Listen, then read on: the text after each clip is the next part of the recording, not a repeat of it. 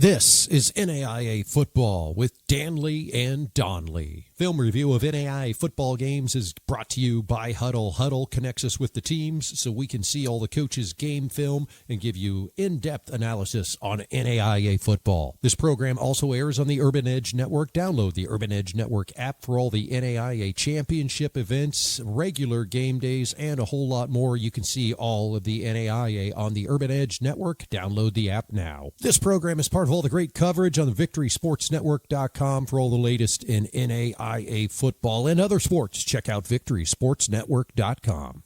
Hey, how's it going, everybody? This is John Gruden, the old coach, down here in Tampa, Florida, just studying some football. And I just got to tell you, there is nobody covering NAIA football like the Victory Sports Network. Nobody. They've been doing it for over 20 years, and they know how great football is at this level. Now let's get going. Here is NAIA football with Dannelly and Donley. Let's go. NAIA football is the true version of what college football is supposed to be. And it is the best classroom experience an 18 to 22-year-old male can have. One of the most valuable parts of a college education is that experience. It's life in a microcosm, and it's just something special for a young man to have to experience. And don't you let a moment go without thinking about what's there for you to reach out and grasp. Welcome back to the Victory Sports Network's NAIA Football with Dannelly and Donley. I'm Jason Dannelly. Hey, man, thanks for joining us. Appreciate each and every one of you checking us out in summer. It's been a while since you've heard from us. National championship game. Pat and I usually try to jump on in the spring, but as life has it and real jobs has it, we really hadn't had the time. But as football season approaches, we want to get you excited about NAIA football. We're excited about NAIA football. I got coaches emailing me saying, hey, man, when are you guys going to do another podcast? Like, we need to get excited about the season. So I said, all right, let's do something. So Pat and I said, hey, let's jump on. Let's do something. Let's make it happen. Pat Donley is with me. What's going on, buddy? Buddy, how are you? Anytime I hear Coach Gruden say Dannelly and Donley, Dannelly, yeah, you just kind of get all cranked up, right? So here we go. Yeah, Coach Gruden, man. What? Hey, man. He's going to say, man. You notice that? Like, I hear him interviewed all the time. He's like, yeah, man. Man is like part of the lexicon, like his vocabulary. Like, you can talk to anyone. It's like, hey, yeah, man. Yeah, man. Spider too white banana. Yeah, that's right, man. You know, yeah,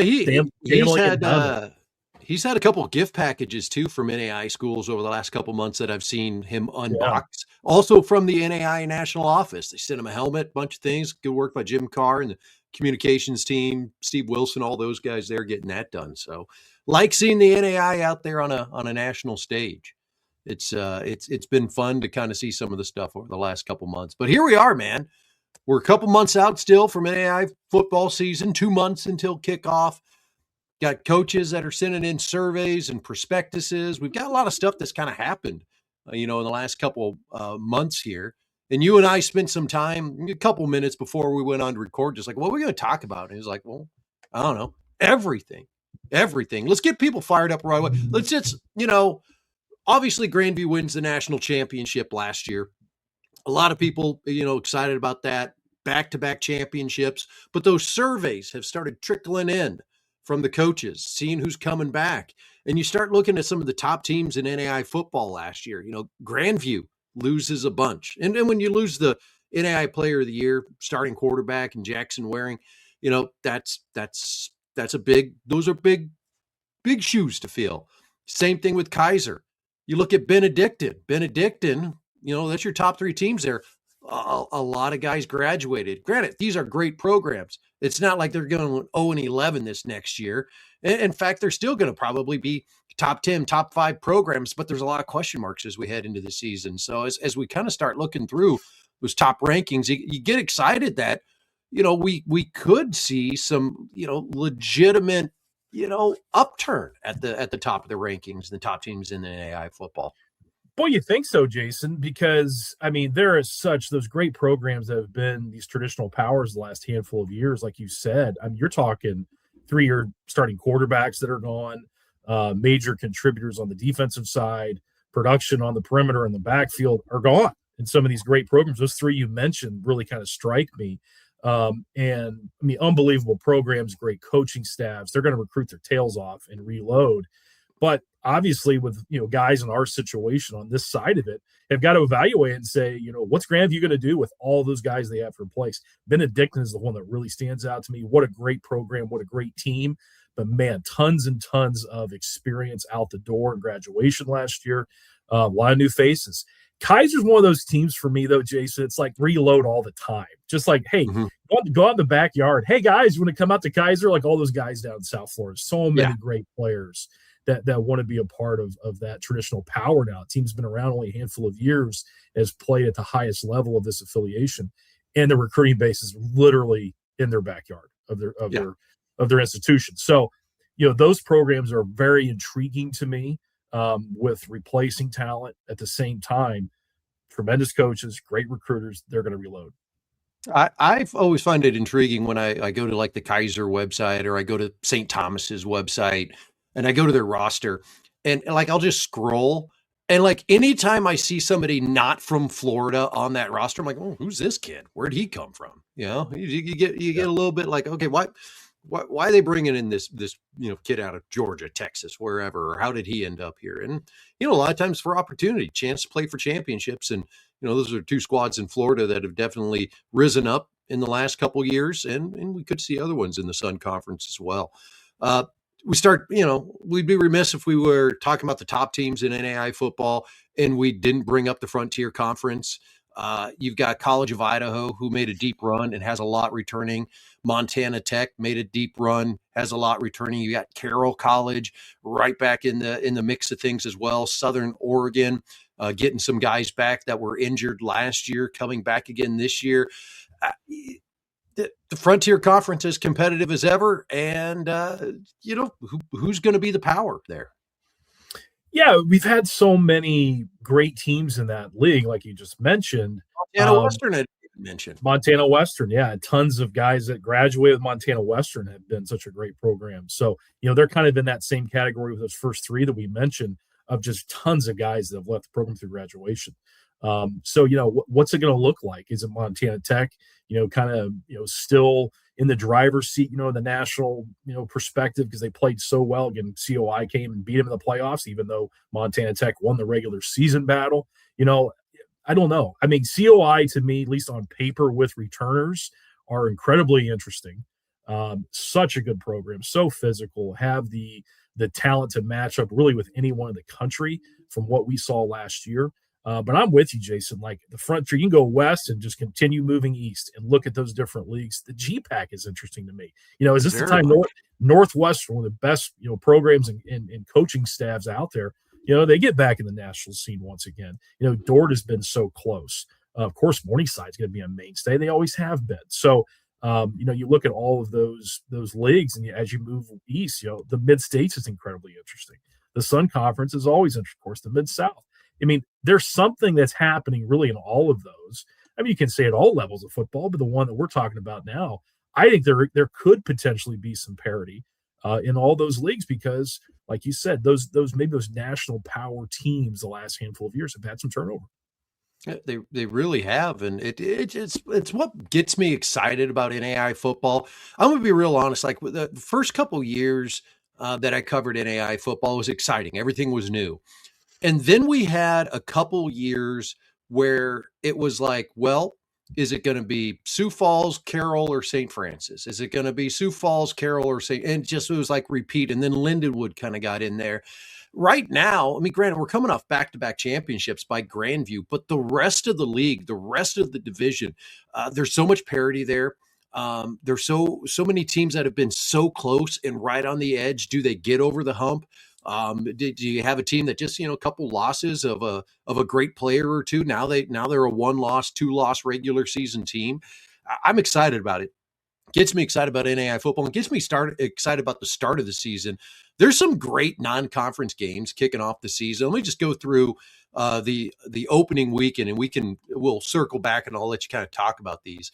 You got Ottawa, Arizona going to Montana Tech, Reinhardt playing Lindsey Wilson, Marion at University of Indianapolis to start the season, St. Thomas going to Cumberland, Northwestern is playing FCS school in Western Illinois, You've got some Friday night lights with Dort going to Indiana Wesleyan, Benedictine at Morningside, and Georgetown playing Butler. That's just some of the major matchups kicking off the season. Not to mention you got like Dakota State, Dakota Wesleyan, Eastern Oregon, College of Idaho, Mayville going down to Briarcliff. You've got some really big opening games there. Of what I've just mentioned, what's the most intriguing to you as we kick off the start of the 2026 season?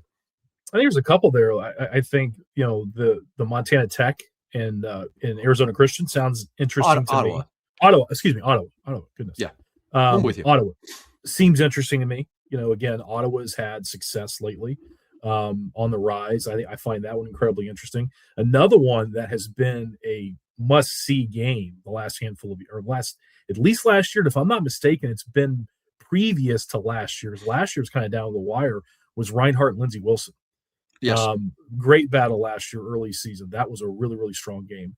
And I think they played even before last year because I know it's non-conference now. I'm trying to think. It seems like that's traditionally a non-conference game that those two pick up, kind of being both, Mid-South league rivals. Yeah. Right. Like they have some history there. And that's been a great game. I mean, I think it was a playoff game a handful of years ago. It's been really, really good, really competitive. So I look forward to that. And I've always liked, especially the FCS non-scholarship teams who, again, and I'm going to probably, say too much here.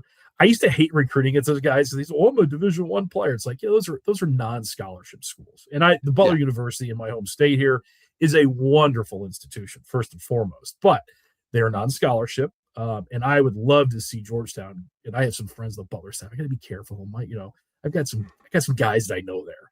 At the same time, my dad was head coach at Georgetown College one point back in the 80s and 90s. I'd love to see them go knock off Butler in the Butler Bowl in Indianapolis. That would be sweet. I think it's a great feather in the cap for the NAIA. Anytime we can go beat an FCS, non-scholarship or scholarship in Division II, to me is awesome. So looking forward to those games.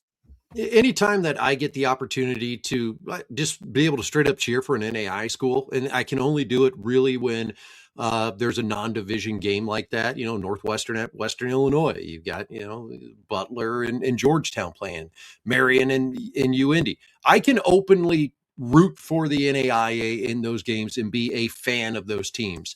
When it's NAI versus NAI, hey, I've got to be unbiased, kind of look at it from the perspective of what's happening in the division, what's best for the division, and legitimately kind of report on the game, as I say. But those are great non-division matchups. I'm like you, Ottawa at Montana Tech. I think that's a big game to start the season off with for Ottawa. The knock against them the last couple of years is they haven't played outside of the Sooner Conference. Any loss that they have gotten has essentially kept them out of the postseason because the Sooner Conference has basically only been sending their champion to the postseason, and that was Texas Wesleyan last year.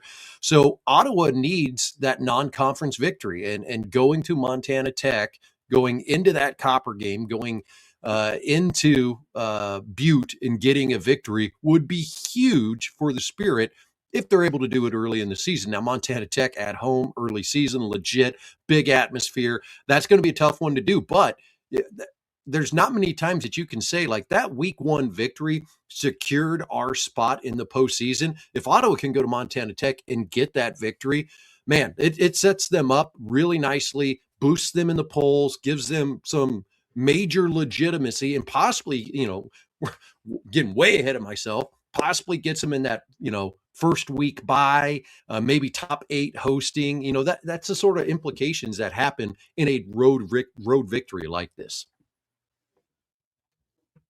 Totally agree. It's like the Sooner Conference has been listening to you, Jason, about scheduling non-conference. I mean, you've beat that drum for the last couple of seasons, and now we're seeing it. Those teams, again, big fan of that league. It's a league on the rise without question. At the same time, there's just not enough high-end quality yet. I say yet. Make a caveat to that. I think they're on the rise. I think recruiting base and location is tremendous in those programs, but they have to venture out a little bit and compete at the national level and non-conference, like you've been saying for some time.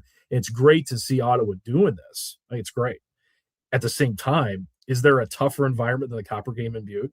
I mean, Correct. That's a tough task. What a great place. I mean, I love Big Sky Country.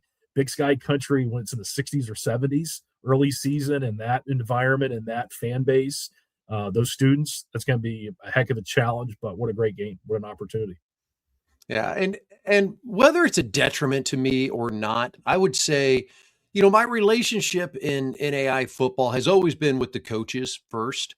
And one thing that I've done behind the scenes the last couple of years, I don't know if I've talked about this, is I maintain an open dates schedule for the NAI football coaches. They send me their open dates. I post it, in a shared Excel drive or shared Google sheet, whatever, basically saying, hey, here's the open dates. And some of these matchups that we're seeing are coming from the sharing of that, because there's not really a place outside of like footballscoop.com and a few other websites that you can just say, hey, we're looking for a game. What I've really tried to promote is, hey, let's try to get more of these non-conference games in the NAIA when we can. And I've seen, some real things pop up out of that. I've had coaches say, well, I had no idea so-and-so had a week 0 game open. We want to go there and play them. Like, we'll do that. And we've seen that happen from time to time. So legitimately, I think this is great to see, especially when there's flights involved and major travel involved to get these games happening. So pretty awesome. Great looking schedule to start the season. Yeah, I love seeing it. And it is a challenge, like you said, Jason. It seems like, again, from my time coaching the NEI, it seems like we're seeing more of those, cross-conference, more of those national trips, like a flight involved. It's great to see, because I tell you what, budgets are not increasing typically right now. Private school education is not getting cheaper. Budgets are tight. I know it's very challenging, and some fundraising efforts are a necessity for these programs. And to make it happen, you really got to tip your cap to them. To try to create these big matchups, to create these national matchups that it seems like all the other levels of football are doing. Well, we're doing it too, which to me is awesome to see. And we've been doing it the last couple of years since we've been doing this podcast, Jason. We've been seeing a lot more of these big national games early season. And we probably didn't mention the biggest one, Jason, of course, is Morningside and Benedictine. I mean, yeah, that's huge. And it was an unbelievable down to the wire game last year. Again, we don't think about it being it's a huge national implication type game, but they're fairly regional. There's not a flight involved and things of that nature, and they have some history certainly. So a lot of history, and I'm of course looking forward to that, seeing what both teams have coming back after a lot of graduation. So those are the ones that kind of jump out to me. Yeah, and I look at that game, going to be fantastic. Going to be the unveiling and new starters at quarterback for both teams. Last year we had the veterans coming in, new starting positions this year at the quarterback helm. I don't know what the hell I'm trying to say. I'm just stumbling through my words here. Don't mind me, Pat. It's funny because now with quarterbacks, you don't say the guy under center, it's behind center, because everyone's in the corner pistol, right? Yeah, the guy behind center. Yeah, but you say under center if you're talking about Friends University, who will have a new person under center this year. Exactly with the right. Cavante Baker graduation. Excited to see, what they're able to do down in Wichita and in the KCAC.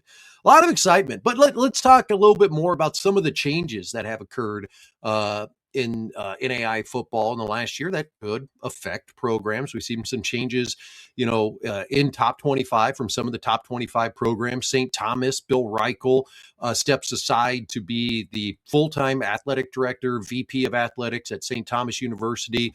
Drew Davis promoted to head coach. I think most people know Butch Davis is his dad, who's been a longtime head football coach. Southeastern, Adam Waugh resigns at the end of the season, and Jake Russell, who has gotten Campbellsville back to national prominence, takes over as the head coach at Southeastern. Campbellsville goes to the alum and picks up Hunter Brown as their new head coach. Those are, some of the major ones. Texas Wesleyan, their head coach resigns. They promote Fran Johnson to the head coach position. Fran has been there for a long time. He was a longtime assistant at Benedictine, was a quarterback at Benedictine. So a guy that is going to kind of lead them essentially in their final year of NAI football before they transition to D2. And then Arizona Christian, Jeff Bowen He resigns, and Drew Maddox, who was previously the head coach at Louisiana Christian and got them into the postseason, he takes over there. Those are just the major ones. There's a handful of other changes that have happened at NAI football, but those are kind of some of the ones I want to point out to you and let you, bark on here for a little bit. The coaching carousel is, all levels of football, and there's some really intriguing, ones there. Southeastern Coach Wall did a tremendous job in that staff, did an unbelievable job, but Coach Russell going down there is really interesting. I don't know Coach Russell's his entire background. Does he have some ties to Florida, or is this more of just kind of going down there? And no, Campbellsville guy, Campbellsville alumni, and going to Southeastern. So opportunity to take over a program that, when you look at facilities, you look at your ability to recruit. I mean, there's some real upside to Southeastern University. Not that there's not at Campbellsville, but I think as a coach, you're always trying to evolve. You're always trying to challenge yourself, and to step out of that comfort zone. As an alum at Campbellsville, he probably could have been there 30 years. 7-4, 8-3, 6-4, 10-1. And probably could have just been there forever. So I commend him for taking a step outside of his comfort zone and saying, hey, let's build another program here. No doubt. And man, again, the faith-based institution, facilities that are incredible, maybe as good as we have in this level, Jason. I mean, they're certainly in the conversation. Obviously, recruiting base is incredibly interesting. I lived in the state of Kentucky, Jason, for 11 years. I will tell you, it's a wonderful place. Good high school football. It's not elite high school football like the state of Florida. It makes a ton of sense. And I know they have, because the faith-based institution, Southeastern can draw really from anywhere, but certainly right in your backyard, in that great football state, can potentially make things a heck of a lot easier to build a roster. And Coach Russell did an amazing job at Campbellsville. And I love the way that team played last year. Love their schematics. Think they're a fantastic football team. Saw a lot of them last year. Very impressed. But I'm anxious to see what he does with that facility and that program that's already established in Florida. Very, very interesting to me. No, it just the Sun Conference continues to be one of the most competitive leagues in NAIA football. And, Adam Waugh was a fantastic coach, is a fantastic coach. He resigns and they bring in somebody the caliber of Jake Russell. You see that the Sun is continuing to keep themselves, at the top of the NAIA, and they've done a tremendous job, recruiting talented coaches. Drew Davis in there. I mean, some of the coaching pedigree and the background and the family connections that the Davis family has for him to stick on at St. Thomas University and take over the head coaching position there. It just kind of tells you the type of league, the type of recruiting, type of football that they've got there. This is suddenly turning into a Sun Conference love fest. Yeah, I'm with you. And the Drew Davis hiring, and really probably the acceptance of the job from his point of view, obviously with his connections and his father's history, which is incredible. I've got a little background there. My brother-in-law GA'd for Butch Davis in North Carolina. So I remember Drew as a little kid. Don't know him. And again, probably shook his hand when he was 11-year-old, 12-year-old, whoever he was back then, some time ago. It's great to see that he is now probably in his early 30s, I would guess now. I mean, he can't be 35. There's no way he is. He's probably early 30s, taking over this program that, again, is established. Having his knowledge of South Florida recruiting, his father, who is one of the legendary coaches of college football, coached the NFL as well, the Dallas Cowboys, head coach of the Browns. What a resource with his father, right there to mentor him. And then the connections of South Florida, like I mentioned, with the U. It's really exciting seeing how that program can even take another step, which I fully anticipate them doing. Born in 1993. So there you go. Yikes. Yeah. Young man. So, 33. So, one of the young man. 35 under 35 class recently. So, yeah. Good for him. He's still got a couple more years he can get that. Yeah. No, looking forward to. Glad to see him in the NAIA and Butch Davis involved as well. That's awesome for our affiliation. No question. We got a couple new programs coming into NAIA football this year. From the perspective of programs that will be playing this year, you've got Andrew College, down in Georgia. They will be joining the NAIA this year as essentially an independent. In 2027, they will be in the Appalachian Athletic Conference. You've got Mount Mercy joining the Heart of America, or the Heart Conference, pardon me, no longer the Heart of America. I'm old. I still call things that. And you've got St. Mary's of the Woods College joining the Mid-States Football Association. So 3 new programs coming into the world of NAIA football this fall. First-year programs, they all kind of have a different perspective. If you think about it, you got St. Mary of the Woods, who's been playing sprint football. So they're an established program, just not in the world of NAIA football, full-on collegiate football. But they've got players coming back. You've got Mount Mercy, fresh program, first time they'll be playing. And you've got Andrew College, who's making the jump from JUCO to a 4-year. So 3 programs, all from a very different background. What your thoughts as those programs move forward? It's interesting, obviously. One, yes. It's not really in my area, believe it or not. Like, just was it Terre Haute area? I'm trying to think where that university is. St. Mary's, that's like down, it's rural Indiana. I mean, it's like 3.5 hours from me. I'm way in the northeast corner in Fort Wayne. It's a good poke from here. It's pretty far. So I don't have a lot of history and knowledge of them. I know the institution's been around a really long time, obviously faith-based Catholic institution. But that's an interesting one to me. Their recruiting base would be, probably southern half of Indiana primarily, but I'm sure they'll recruit all of it, like all the NAIA schools in the state of Indiana. So that's interesting to me. Again, a Catholic school, which, it can be a draw, certainly in that part of Indiana.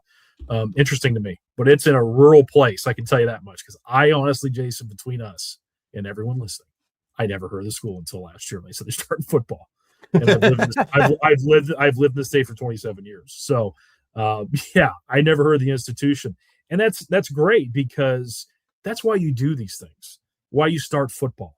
Like the great Bobby Bowden made an interesting, point one day. It's like, your academics are important. That's the foundation of your house and your university, if you will.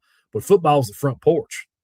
I mean, that's truly it. You think about it. That's wise information, or wise analogy, I guess, if you will, from a legendary coach. That's exactly right. And I never heard of that institution until he started football. And now I'm intrigued. I'm excited to see what happens there. And the same thing can be said for something I have a lot of familiarity with, the University of St. Francis. Back in the 90s, I can't tell you, people's like, we have a Catholic institution in this city? We have no idea. And we start football, got pretty good. And I will tell you right now, I've lived here again 27 years. University of St. Francis is a household name, mostly because of football. And again, it's a great institution. My degree, I'm looking at my degree on the wall right here. Great institution, but football, again, is that front porch. It's like the invitation to come in and see what the university is all about. Yeah, and I've long said that in the NAIA. There's so many NAIA schools that people in the NAIA have never heard of. All of a sudden, they start football, and it's like, oh wow, okay, that's now they're at a different level. They've got college football, and it's just people can complain about football and that resources and blah blah blah blah blah blah. But what it brings to your school, especially at the NAIA level, it can't be measured. I mean, have you ever been to a school that has homecoming in the fall and they don't have a football game that's part of it? What do you do? What do you do for homecoming? I can tell you what they do. And I actually am a football fan, soccer fan. I love the sport of soccer. My son plays. Yeah. It's a great sport. Obviously, there's the biggest stage of the world right now, the World Cup. And it's fantastic. I watched a bunch of matches yesterday. I'm going to watch today. I'm a fan. I really, truly am. As a football guy, that's pretty rare to say, and I am a fan. But it's not quite the same to have your homecoming game around a soccer match. It's just not. Yeah. But a lot of schools do, and that would be something they do, and probably coincide with some volleyball and things of that nature for your fall. But there's something special about football, as we all know, in this country. And homecoming is a big deal to rally your alumni base, get them back on campus. It's an important thing. And it's the most popular sport in the country, whether you like it or not. Football may be the most worldwide, that football, but American tackle football is the most popular in the great United States of America. There's just something about a tailgate, an alumni tent, and just like grills going on a Saturday for a homecoming or any Saturday. I mean, just getting out and doing it and having fun. But There's nothing like it. getting back to our point of the 3 new programs that are coming in, I think you've got three. Well, you've got 3 different things, as I've already mentioned here. I think you've got 3 different levels of success. I think year one, you'll see an Andrew College or a St. Mary of the Woods College probably have a better start than a Mount Mercy University. Now, granted, Mount Mercy University has been, building their program behind the scenes for a while, but they're young. They've never played a game. They've never trotted it out on Saturday. There's some growing pains that just come with that. Long term, I think Mount Mercy University, the league that they're in, the area that they're recruiting from, and the coaching staff that they currently have, I think you'll see that program, build into a winner that will surpass St. Mary and Andrew College in 5 years. Now, it's not to say like those other programs aren't going to be good. I look at from the program perspective, and I think building something like that from the ground up, the way Mount Mercy is doing it, that they've got some real chance for success there. And, if they would have started a program 20 years ago, Pat, they'd be in the Mid-States Football Association, but they're in the Hart Conference now. Yeah. Very interesting. Like you said, really all 3 have different situations. I think the transition of JUCO to 4-year is really intriguing to me. I wonder how much carryover there is with the roster. I don't know how that works, truthfully, if that's possible or not. I guess, you get a 2-year degree, maybe, and you stick around for the next 2. I don't know. I'm not sure how all that works and the dynamics of that. But it's really interesting to see how, that university in Georgia, builds their roster. And what a great location again, one of the best football states for recruiting in the country. Yeah, you got Andrew College building that way out of a JUCO mindset that had a football program. Next year, 2027, we'll see Bismarck State have their first season. Coach Chris Stutzream, who was previously at Rocky Mountain, is building that program as we speak right now. And again, interesting to go from a 2-year to a 4-year, how that all works. So another program in Bismarck State that will go through a similar thing as what Andrew College did. Now, also in 2027, Camulic College of St. Joseph will be adding football and joining the Mid-States Football Association. And I haven't seen an official press release on this, so I'll just say sources have told me the sprint program at Midway University in Kentucky will also be making the transition from sprint football to NAIA football in 2027. Now, those are just sources that have told me that, and that there's a good possibility. Well, they're either going to be Mid-South or Mid-States, and that the Mid-States is kind of the landing spot that they're seeing right now for Midway, which is interesting, but Mid-States for Midway? Really? Yeah. No kidding. Okay. That's now this is all unconfirmed, and it could also be some of the reason why we haven't seen an announcement on it. Because to me, geographic sense says Mid-States football, or excuse me, Sure. Mid-South Conference. Right. But I don't push these conversations with people. People give me information, I'll take it. I'm no longer in the world of breaking stories and calling people and, getting the edge on it. Like, yeah, send me the press release when it comes out and you and I can talk about it. Yeah. And Calumet's in the Chicagoland area on the Indiana side. It's where that is. So natural fit for the Mid-States and a hotbed of recruiting, again, the Chicagoland area. And you have northern half of Indiana near South Bend. It's kind of probably an hour from South Bend, and 20 miles as the crow flies probably downtown Chicago, but obviously traffic. But great recruiting base there as well, and that's intriguing. Don't know a lot about what's happening there. I have heard of that institution prior, but it is quite interesting to see what's popping up here in the NAIA, new programs. Will they play their home games at the new Bears Stadium?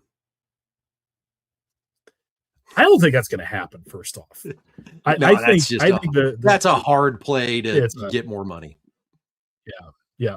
I mean, where they're talking about building that thing, Jason, I drove by it this spring, and I'm thinking they're going to do what here? I mean, there's nothing around that. I mean, it's very industrial. I mean, it's got a lot of developing. I mean, there's some space there, which is rare in the Chicagoland area, but there is space, and it's far enough away from downtown that I'm not sure it's going to really work.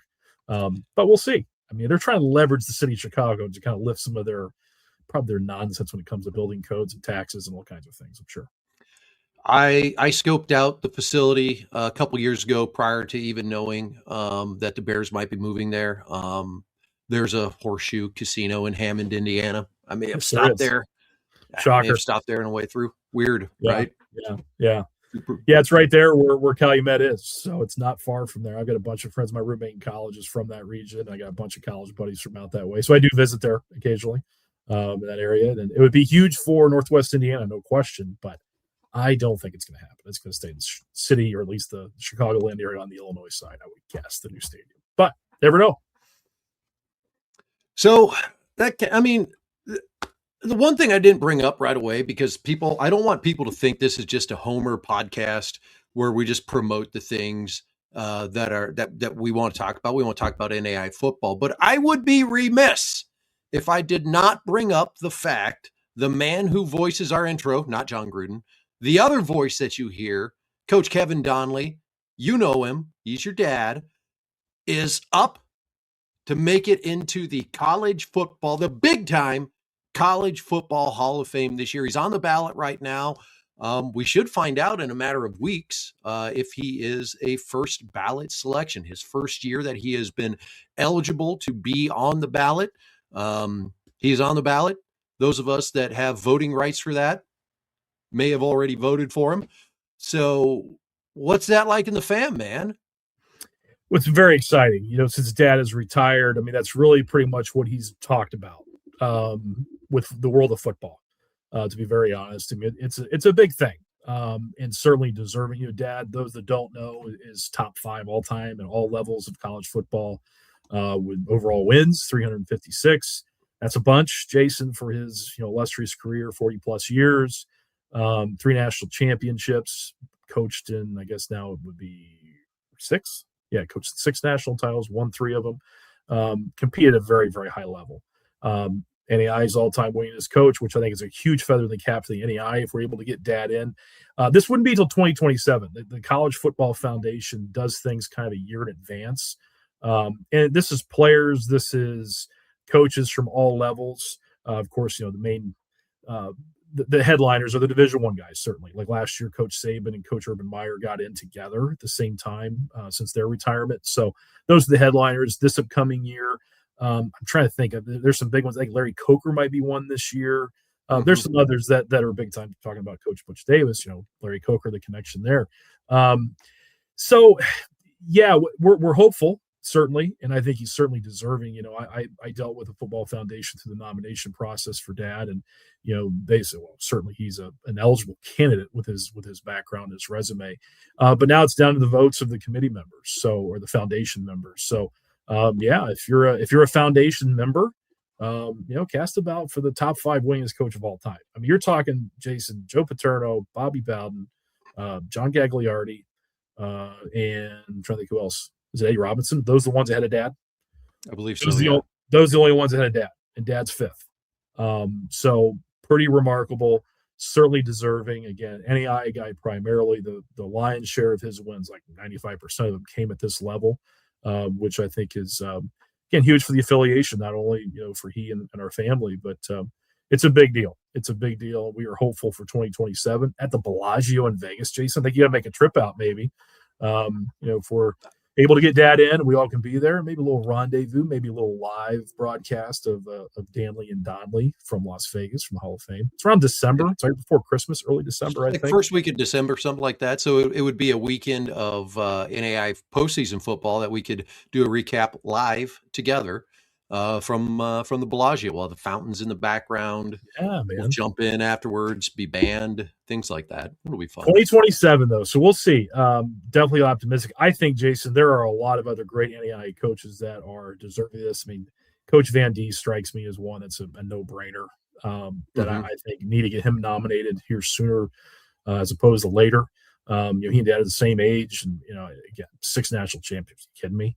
Unbelievable. Didn't quite have the longevity as a head coach as dad has, 40 plus years as a head coach. But I mean, his time as dominant as there's ever been at this level of football.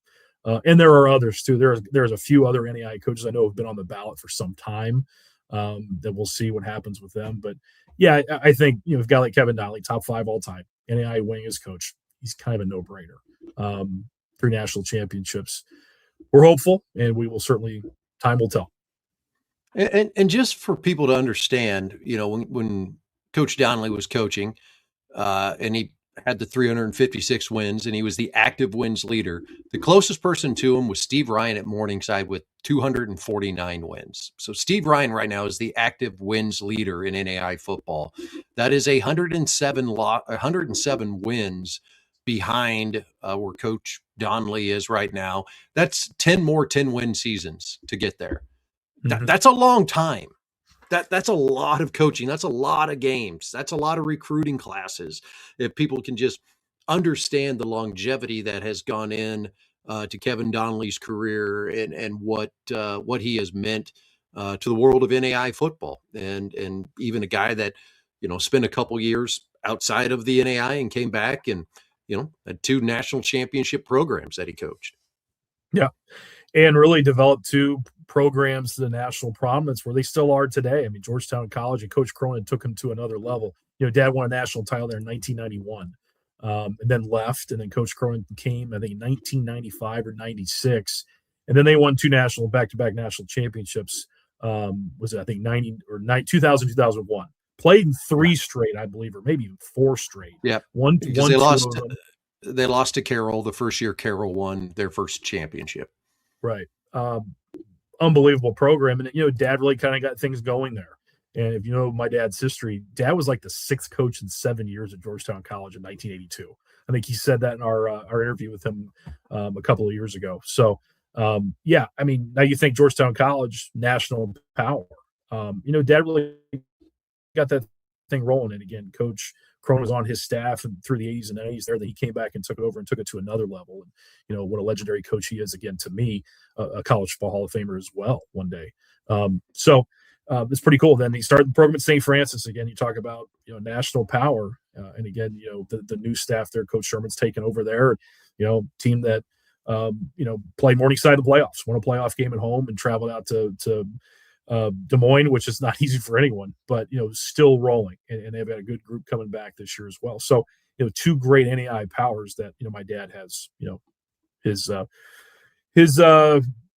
He built from Georgetown was around a while, but weren't very good, and he got them rolling, and then built St. Francis from the ground floor. Yeah, he's definitely got his fingerprints all over both of those programs. Plus, when you start looking at college, if you start looking at just coaching trees, like that will sidetrack my day for hours going through somebody's coaching tree. Like, oh, this guy coached here, and then he coached here, and then this guy's here, but then this guy coached with this guy. Like, coaching trees are they're one of my favorite things. And if you ever want to completely distract me from anything that I'm trying to get done, start asking me about them, and I'll start going and going and going. I mean, it's a sickness, really, is what it is. Well, you do love coaches, and that's why I think we're friends, because I was a coach, and you're the media guy. We became good friends. But yeah, I'm with you. I'm fascinated by the connections. I'm also a history guy, so I love sports history. I love to see, okay, this guy coached here with this guy. Oh, there's the connection. He learned some of the kind of DNA of his offense came from this coach, and to me, I do find that interesting. I'm right there with you. And there's so many of those connections throughout the NAIA. You can see it in a lot of different programs. Throughout, those connections, and, this coach worked under so-and-so, and, that's kind of the, the start of everything for what they believe as a coach, whether it be schematics, whether it be, foundational piece of building a program. You can see it all through the NAIA. So pretty cool. No, absolutely is. I mean, that's not everything that has happened in the NAIA in the last couple months. We did see, a couple NAIA football players get picked up in terms of free agent signings. Kyle Dixon, Culver Stockton, goes to the New England Patriots. Carroll College had a couple guys go to rookie mini camp. A few guys that previously had played in the NAI got an opportunity to get into a mini camp. So yeah, there's a little bit of NFL flavor here this summer to keep your eye on as those camps start, breaking in July and seeing who some of those players are. They're trying to get their shot. I mean, we had that happen here in the last spring. It does pose a question that I want to throw at you. I look back to when I started covering NAI football 20 plus years ago. Every year there was four or five legitimate guys getting into NAI or NFL camps. That number's decreased quite a bit in the last couple years. And I feel like it is solely transfer portal that is causing that. There are a lot of guys that, early on in their career, maybe after their sophomore season, hit the portal and play 2 years at a D2, an FCS, even a Division I program. We're not seeing some of that NFL talent stay in the NAIA or come to the NAI because of the transfer portal and the way that we've seen it. And that won't change. I mean, I don't think we're going to have 5 guys from the NAI get picked up and be legitimate free agents, that'll go to camp in July. We'll see some of these rookie deals. We'll see some of the training camp deals that we do. But I don't think we're going to have, draft picks the way that they did 40, 50 years ago. I think you're right. Unfortunately, Jason, I think that's definitely accurate. It seems more and more if a NAIA player has great success, you're talking all conference, maybe even all American, and they're young, meaning, sophomore, maybe even juniors, they're going to go. And with the landscape of college football, you're seeing it at all levels. You're seeing it at the very, very highest level. You're talking about, the Power Four and the top end teams. Guys are there's mobility each and every year, from program to program, even at that level. So certainly when you have, the non-Division I schools and a kid has success, a player has great success, they're going to look to have a shot at a higher level. So you can't blame them for it. It is the way of college football, really at all levels. It is unfortunate because you're right. I think that is huge. Why we're not seeing the amount of rookie camp signees, why we're not getting draft picks. I mean, there was a time, Jason, when I was coaching, we'd have one a year. Every other year we'd have a draft pick. So it's a shame, but I think that's definitely true. And I think about some of the great players that I coached, Jason, that were, high-end All-Americans and guys that are rookie camp guys in the NFL, and I was fortunate to coach a handful of them. Like, I'm not so sure in today's day and age, Jason, if they finish with us. I'm just going to be honest with you, that they would probably take the shot because of, again, the way things are in this sport, that they would try to go shoot for a higher level at some point. So I think you're spot on, nail on the head there with why we don't see as many NAI guys with NFL opportunities. Well, and it's all smaller levels of college football. Talking with the D2 football guys, I think they had one guy drafted this year. It was pretty low number. Same with D3. There's just not much because we're seeing a lot of those guys rise up. I did hear an argument at one time that NFL scouts are getting lazy and they don't even go to these smaller levels. I think Kyle Dixon is evidence that that's probably not true. Kyle Dixon played at Culver Stockton, a 500 team that didn't make the postseason, and he's getting a shot because the scouts went, hey, this is a guy that we should legitimately take a look at.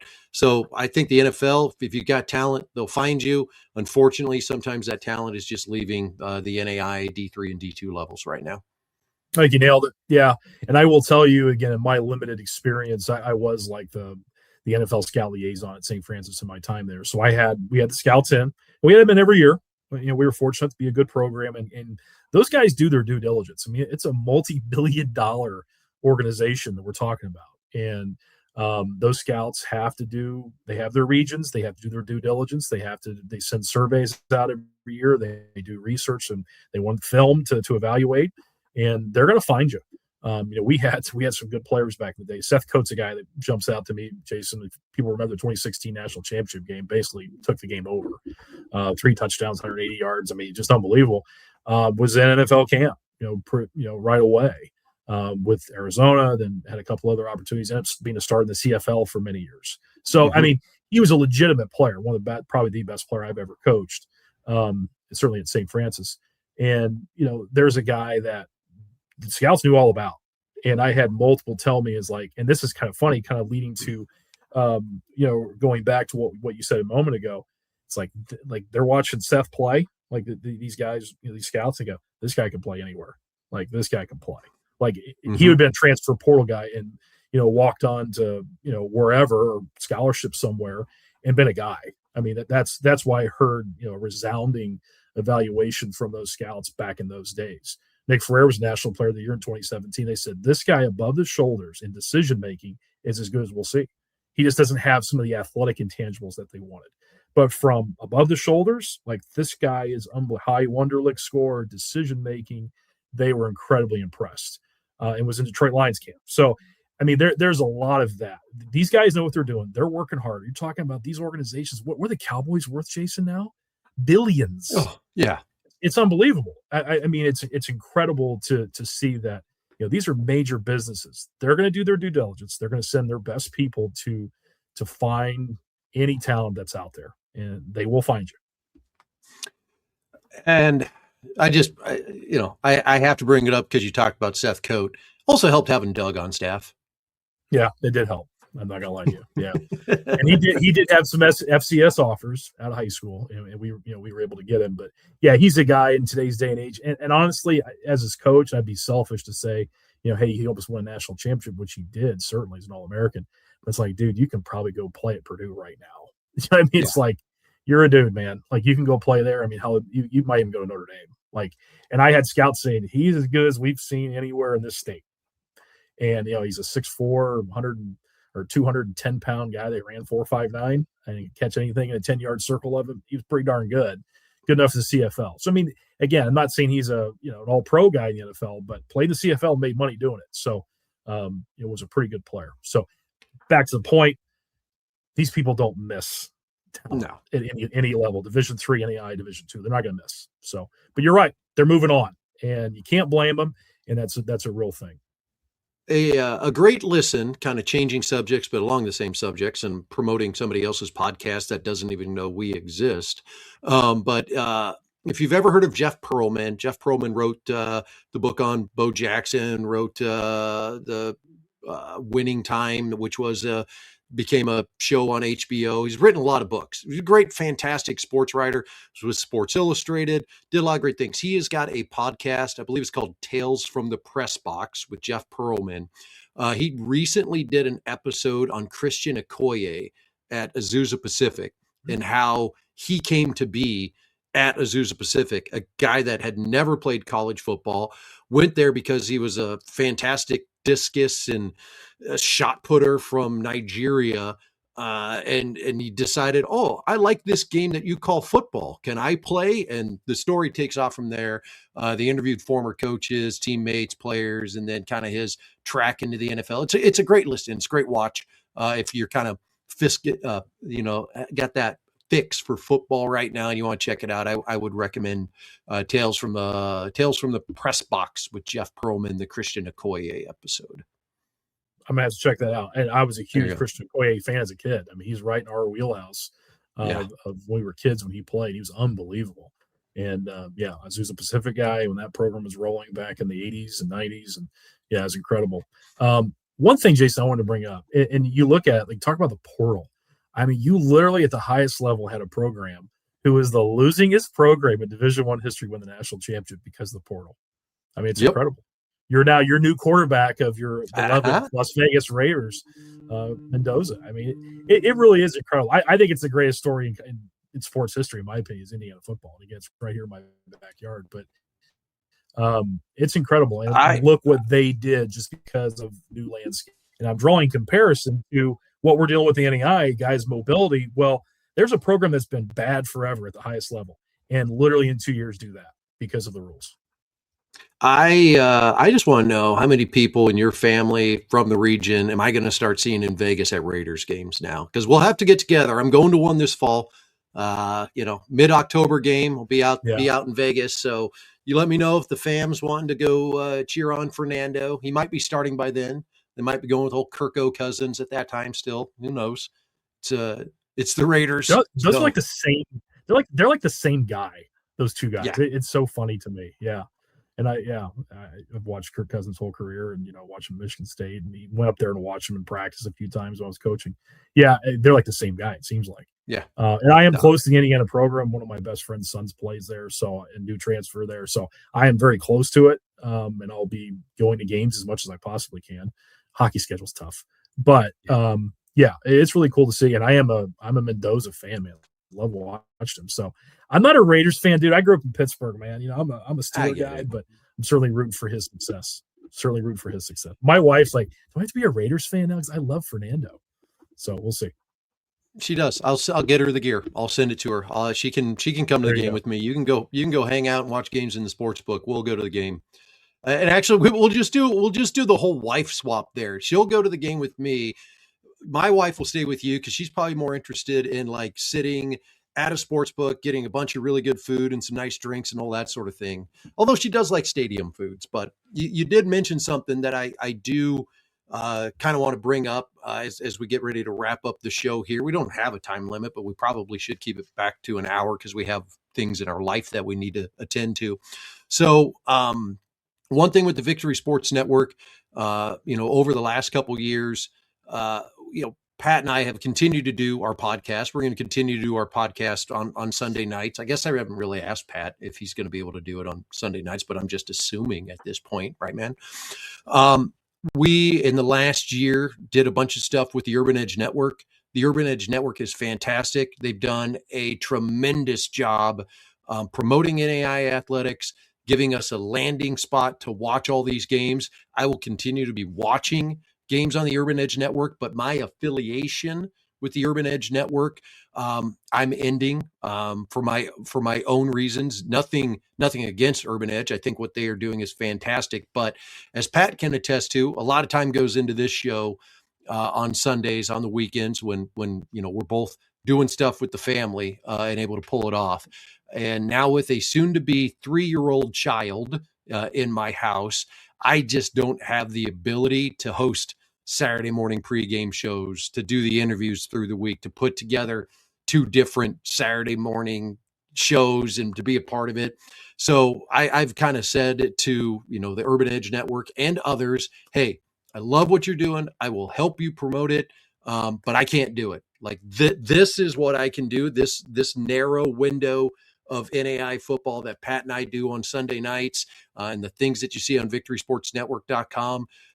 That's what I can do because I've got all the family things happening. Pat's got all the family things happening with hockey and dance and all the different things that you get to attend. So in order to keep our families happy, in order to stay, married and in happy relationships, I'm pulling back a little bit and we're trying to do things right. And along with that, I did put a lot of time and effort, this spring, and Pat can attest to this, into, trying to find just an overall sponsor of the Victory Sports Network. And I went down the path, got down the path pretty far with a couple places, but nothing ever made sense. So we are going fully fan funded now. Not looking to get rich, looking to cover expenses, essentially. And I'll outline this in an article later this summer about what we're looking for, in donations. We're essentially looking to pay for this. We use StreamYard for this broadcast. That costs a couple $100 a year. Hosting the website costs a couple $100 a year. There's some other things that go into the expenses as well. Purely looking to cover that and then potentially be able to travel to the national championship game. So for those of you that are watching this podcast and listening to it, I encourage you to go to victorysportsnetwork.com. There is a link to donate on there and a story to donate on there. I'm not going to harp on this. We'll do a little bit of pushing as we head into the season, but that'll be it. But I did want to get that out before we wrap things up here, Pat. Yeah, we have a great fan base. We've heard, and I got to go back, a handful of months now, I guess 6 months ago now, to the wonderful people we met from both sides, Kaiser and Grandview, at the national championship game, and the wonderful feedback that we received on this show. It was pretty cool. And, it's like since I stopped coaching, Jason, I'm under the radar now. I'm just a regular guy, slinging, jock straps and volleyball shorts now and shoes for a living. But it was cool to be back in the fold of being around coaches and players and interacting with them and them saying thank you for what we do. And it's like, heck, man, we just love doing this. And, there's a lot of appreciation. It was really cool to hear different stories and the kids' backgrounds. And again, talking about how, man, every Sunday night, this show is a part of, our routine. Coaches said the same thing as I'm watching film. I'm listening to you two knuckleheads talking about NAIA football. So heard great feedback, and we certainly appreciate that. Very, very enjoyable for me to stay involved with the affiliation and the football as well, hanging out with you. It's been great, and I'm looking forward to doing it again. I will tell you, my falls and winter is going to get more and more challenging. My son's playing for a team further away. So, playing in South Bend, Indiana this year. It's about 90 miles from my house, but here nor there. A good opportunity for him. But the plan is to be involved still and do this podcast. May have to be creative in some ways that we do it, but, travel will be maybe a little bit longer. If you got a Wi-Fi connection and a phone, we'll make it happen. That's all we need. Or cellular, if you're in a good cell area. It seems like that area of Indiana where you'll be traveling to should be okay. At least we would hope. A lot of time around Notre Dame, so there's some pretty nice places around there. So yeah, should be doing okay. But that's really all we got. Pat, you got any final things to throw out there before we wrap things up? Send people back about their day and get them ready for the NAIA football season. No, looking forward to anything that may transpire, the remainder of summer. I don't know if there's some guys be added to the roster late. I'm not sure how that all works anymore. I'm kind of out of all the legality part of it. I'm sure, back in the day, we used to be able to add guys right before camp. As long as they're registered and ready for classes, you can do that. It seems like looking at, not to give too much of a peek behind the curtain, but looking at your surveys, there's some big names that may be on the move that were underclassmen. Won't talk about it yet. I think we can certainly, circle back. Good, corporate America term there. I throw out there. We'll circle back in a few weeks. Put a pin in that. Yeah.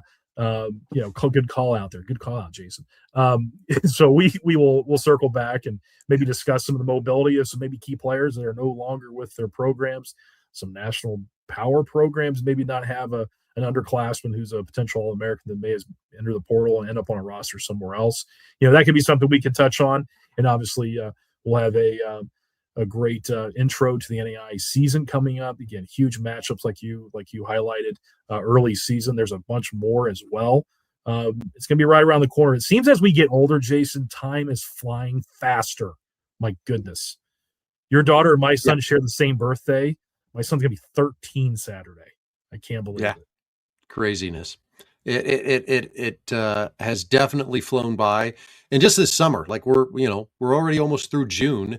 We got a little bit of July and then football's here, and it just time continues to fly. It is undefeated, as they say. So with all that said, Pat, I appreciate you taking a little time out of your schedule for us talking AI football. Maybe give a couple people a little bit of it's time for football season out there. And I'm definitely looking forward to this fall, man. Could be a lot of fun. Looking forward to it as well. Thank you all. All right. Let's wrap it up. He is Pat Donnelly. I'm Jason Dannelly. This has been NAIA Football with Dannelly and Donley. Sunday night, 7 o'clock Eastern, 6 o'clock Central. The show will continue this fall. Make sure you like and subscribe with the video so you can get our random updates that we're going to have here for the next couple months before we fully get into that schedule in August. For Pat, I'm Jason. This is NAIA Football with Dannelly and Donley from the Victory Sports Network. Have a great one, folks.